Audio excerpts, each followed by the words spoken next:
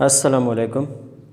Charles law gas के मतलब का ये लॉ, गैस के मतलब पहले हम एक लॉ को डिस्कस कर चुके हैं जो कि बॉयल लॉ थी। चार्ल्स लॉ क्या है? गैस के मतलब हमने 4 पैरामीटर का जिक्र किया था कि गैस के मतलब जितनी भी लॉज हैं उसमें तकरीबन 4 पैरामीटर का जिक्र किया जाता है। उसमें एक वॉल्यूम, एक टेम्परेचर, एक मास और एक प्रेशर।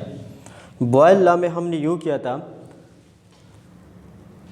मास और साथ साथ टेम्परेचर को हमने कांस्टेंट रखा था। फिर रह गया था वॉल्यूम और प्रेशर, इनके दरमियान इन्वर्स रिलेशन था।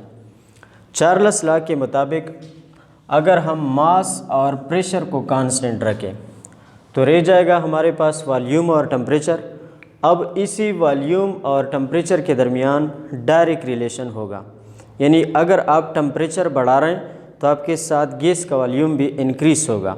अगर आप टेम्परेचर को कम कर रहे हैं तो गैस का वॉल्यूम भी आपके साथ डिक्रीज़ होगा।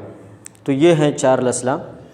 स्टेटमेंट यहाँ पर लिखा भी है, volume of a fixed mass of a gas is directly proportional to absolute temperature at constant pressure. क्या मतलब है? Mathematically volume is directly proportional to temperature, यानी गैस का टेम्परेचर अगर आप बढ़ा रहे हैं तो वॉल्यूम बढ़ जाएगा, गैस का टेम्परेचर आप कम कर रहे हैं तो वॉल्यूम कम हो जाएगा। लेकिन शर्त यह है कि गैस का मास और प्रेशर जो है वो कांस्टेंट हो, वो अपने फिक्स रखे हैं, वो एक्सपेरिमेंट के दौरान चेंज नहीं हो रहे। सिर्फ़ और सिर्फ टेम्परेचर आप इंक्रीज़ कर रहे हैं तो वॉल्यूम आपके साथ खुद ब खुद इंक्रीज़ हो जाएगा। अब प्रोपोर्शनलिटी को ख़त्म करते हैं, इक्वलिटी लाते हैं। यहाँ पर कांस्टेंट के हमारे पास आ गया तो इक्वेशन बन गया V = KT। के क्या है? कांस्टेंट ऑफ प्रोपोर्शनलिटी है। दोनों साइड को T पर डिवाइड कर ले तो K आपके साथ रह जाएगा V/T। तो V/T = K यानी कांस्टेंट। इससे हम सेकेंड स्टेटमेंट भी निकाल सकते हैं, वो ये कि volume ratio of volume to temperature is equal to constant for a fixed mass of a gas at constant pressure. यानी ratio of volume to temperature is equal to constant at constant pressure for a fixed mass of a gas. यानी gas का pressure और mass अगर constant है तो gas के volume और temperature में जो रेशो है वो आपके साथ एक वैल्यू देगी। या आप इस तरह भी लिख सकते हैं कि गैस पर जो पहले आपने एक्सपेरिमेंट की, पहले आपने उसका वॉल्यूम मालूम किया तो वो मसलन V1 है, टेम्परेचर उसका जितना भी था वो T1 है। आपने टेम्परेचर इंक्रीज़ किया तो टेम्परेचर T2 बन गया और वॉल्यूम इसकी वजह से इंक्रीज़ हुआ वो V2। इसी गैस के लिए इसी दौरान प्रेशर और मास कांस्टेंट है, तो यहाँ से जो वैल्यू आएगी वो इसी वैल्यू के बराबर होगी। आप तीसरी दफ़ा एक्सपेरिमेंट कर रहे हैं तब भी वही वैल्यू आपके साथ आ सकती है। शर्त यह है कि प्रेशर और मास कांस्टेंट हो। ग्राफिकली हम इसको रिप्रेजेंट कर सकते हैं। वॉल्यूम एक डिपेंडेंट फैक्टर है तो वो मसलन इसी डायरेक्शन में इंक्रीज़ हो रहा है और टेम्परेचर जो है इसी डायरेक्शन में। तो टेम्परेचर अगर यहाँ पर है हाइयर हैं, वॉल्यूम आपके साथ हाइयर होगा, तो ये दोनों पॉइंट जो हैं यहाँ पर मिलते हैं। टेम्परेचर को हम कम कर रहे हैं तो वॉल्यूम भी डिक्रीज़ होगा, यहाँ पर मिल रहे हैं। टेम्परेचर मज़ीद कम किया, वॉल्यूम मज़ीद कम हो गया, तो ये दोनों यहाँ पर मिल रहे हैं। इन पॉइंट्स को मिलाते जाएं तो एक स्ट्रेट लाइन हासिल होगा। स्ट्रेट लाइन का मतलब यह है कि वॉल्यूम और टेम्परेचर में डायरेक्ट रिलेशन है। बॉयल लॉ में हमारे पास कर्व लाइन हासिल हुआ था जिसका मतलब था कि इसमें इन्वर्स रिलेशन है, लेकिन यहाँ पर डायरेक्ट पाथ हमारे पास हासिल हुआ। डायरेक्ट रिलेशन को ज़ाहिर करता है वॉल्यूम और टेम्परेचर के दरमियान। एक्सपेरिमेंटली इसी लॉ को वेरीफाई कर चुके हैं चार्ल्स। वो कहता है कि गैस का जितना भी वॉल्यूम आप ले लें उसके लिए अगर आप टेम्परेचर 1 डिग्री इंक्रीज़ करते हैं तो गैस का जितना वॉल्यूम आपने लिया है उसका 1 आवर 273 टाइम वॉल्यूम इंक्रीज़ होगा। अगर आप 1 डिग्री टेम्परेचर कम कर रहे हैं तो गैस का जितना वॉल्यूम है वो 1 आवर 273 टाइम इसका वॉल्यूम डिक्रीज़ होगा। 1 आवर 273 टाइम का मतलब यह है कि जितना वॉल्यूम है आप उसे 273 पर डिवाइड कर ले, जो फिगर आपके साथ आएगा वही 1 डिग्री राइज से वो इंक्रीज़ होगा या 1 डिग्री फॉल से वो क्या होगा? डिक्रीज़ होगा। इसके अलावा एक्सट्रापोलेशन एक्स्ट्रापोलेशन ग्राफ में अगर हम हाइपोथेटिकली एक जगह पर जा रहे हैं, इसके लिए हम एक्स्ट्रापोलेशन का लफ्ज़ इस्तेमाल करते हैं।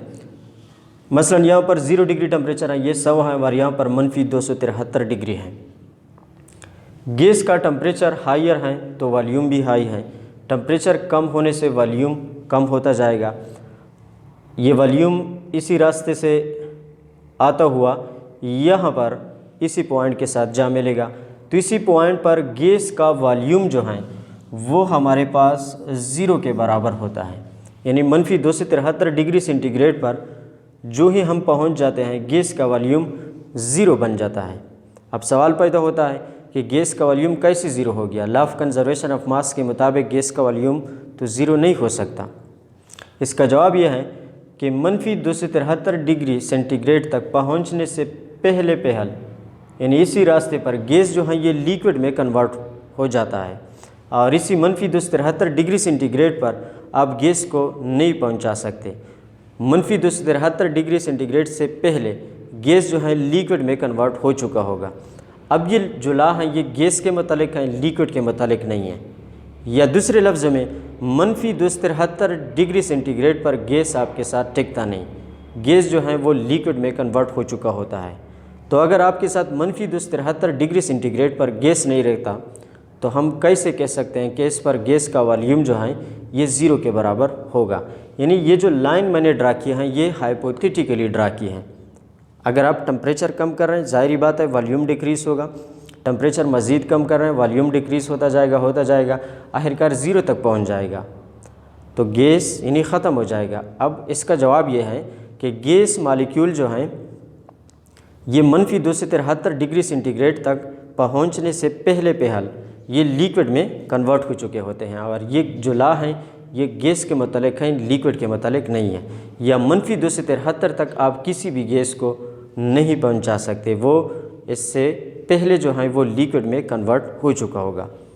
तो इसी -273 इसी पॉइंट से जिसको हम यहाँ से फिर लॉर्ड केल्विन जो था उसने एक स्केल इंट्रोड्यूस किया। केल्विन स्केल के मुताबिक डिग्री सेंटीग्रेड को आप केल्विन में उसी वक्त कन्वर्ट कर सकते हैं जब डिग्री सेंटीग्रेड में आप 273 जमा कर लें। तब ये आइडिया लॉर्ड केल्विन के पास कहाँ से आया? यहाँ पर ये जो लाइन है वॉल्यूम का, अगर मैं ऐसे लाइन को हटाऊँ यहाँ पर ले आऊँ, क्योंकि ग्राफ का जो ऑरिजिन होता है वो 0 होता है। अब गैस का वॉल्यूम यहाँ पर 0 हो रहा है, तो इसी वजह से इसी लाइन को मैं हटा के यहाँ पर ले आना चाहता हूँ ताकि ऑरिजिन यहाँ से स्टार्ट हो, या जहाँ पर 0 मौजूद है गैस का वॉल्यूम 0 हो रहा है वहाँ पर आपने ऑरिजिन लेना होगा। तो अगर मैं इसी लाइन को यहाँ पर ले आऊँ तो यहाँ तक ही आएगा, यानी यहाँ पर गैस का वॉल्यूम 0 होगा। अब ये 0 वॉल्यूम जो है इस पर टेम्परेचर -273 डिग्री होता है, यानी यहाँ पर अगर -273 डिग्री सेंटीग्रेड है तो वॉल्यूम 0 होगा। अब इसी -273 को मैंने 0 में कन्वर्ट करना है, तो 0 में ये उसी वक्त कन्वर्ट होगा जब आप इसमें 273 ऐड कर लें। तो ये -273 और ये 273 यानी +273 ये कैंसिल हो जाएगा, आपके साथ 0 आ जाएगा। तो यहाँ पर मतलब कहने का ये है कि वॉल्यूम अगर आप 0 के बराबर ले रहे हैं तो टेम्परेचर भी आपने 0 के बराबर लेना होगा, क्योंकि ऑरिजिन पर 0 होती है वैल्यू। अब वॉल्यूम तो आपने 0 के बराबर लिया ही, क्योंकि -273 पर वॉल्यूम 0 होता है।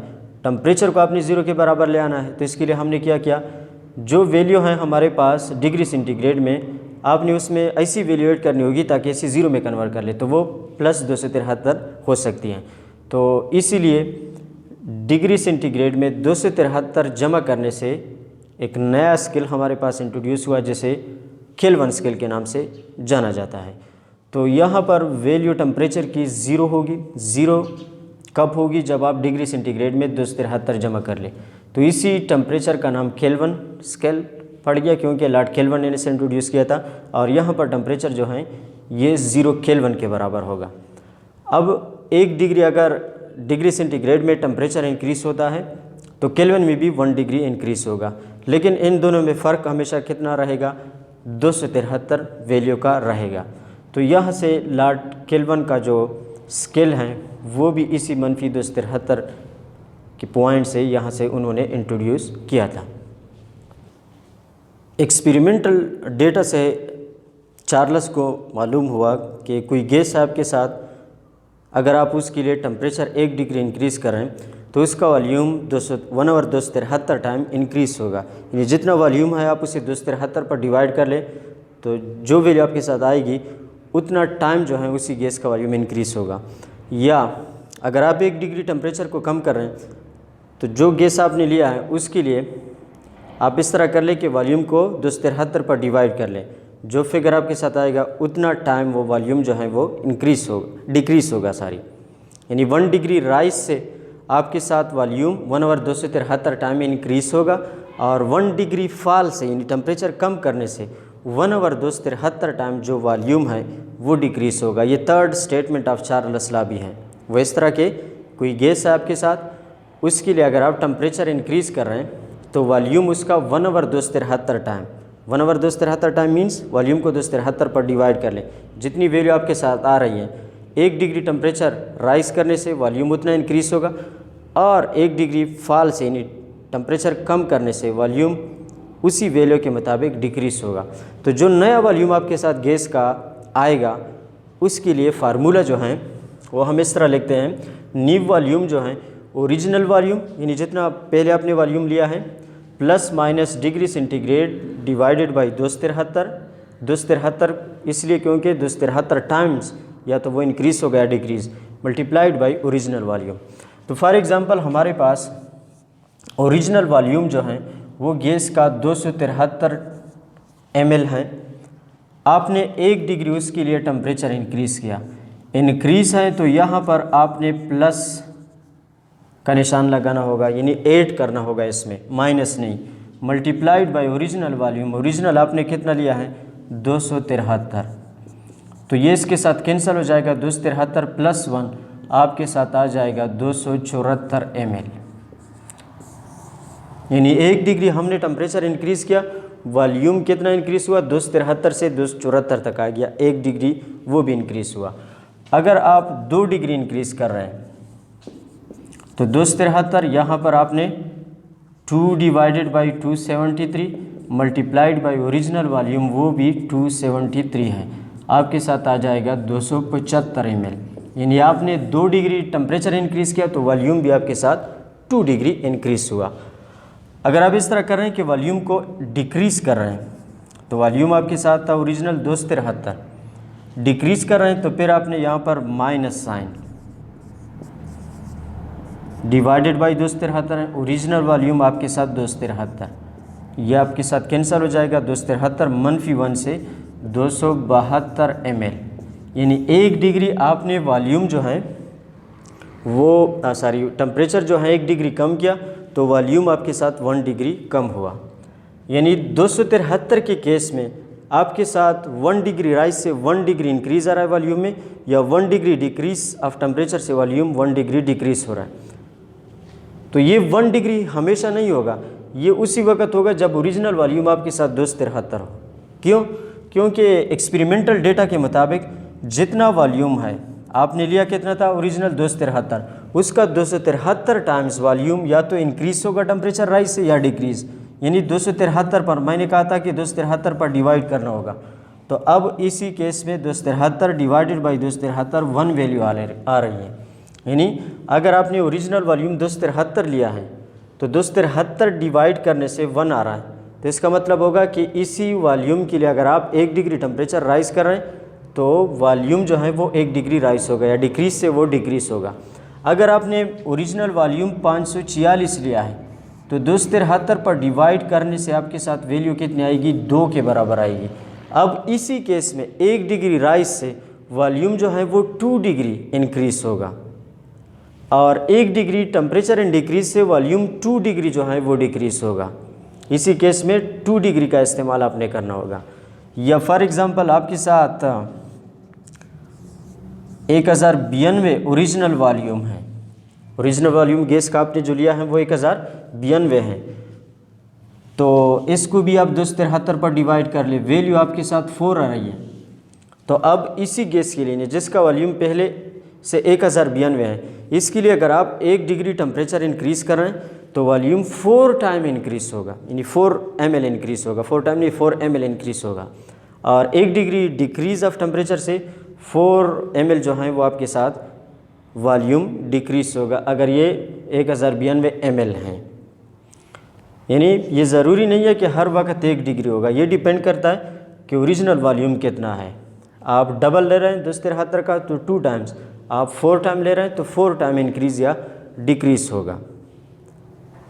अब 273 जो है, अगर हम मनफी 273 तक टेम्परेचर ले आएँ तो ओरिजिनल वॉल्यूम अगर आपने 273 लिया है, टेम्परेचर आप 273 तक ले आए, divided by 273 multiplied by original जो कि 273 हैं, ये आपके साथ क्या होगा 0 ml, जिस पर मैंने पहले बात की, यानी मनफी 273 पर 0 होगा। अब 1046 जो हैं ये मनफी 273 पर आपके साथ 0 होगा क्योंकि ये 2 टाइम इंक्रीज़ हो रहा है। तो मनफी 273 ज़रबे 2 546, तो यहाँ पर आपके साथ अगर 546 है तो माइनस 546 क्योंकि ये 2 टाइम्स जा रहा है।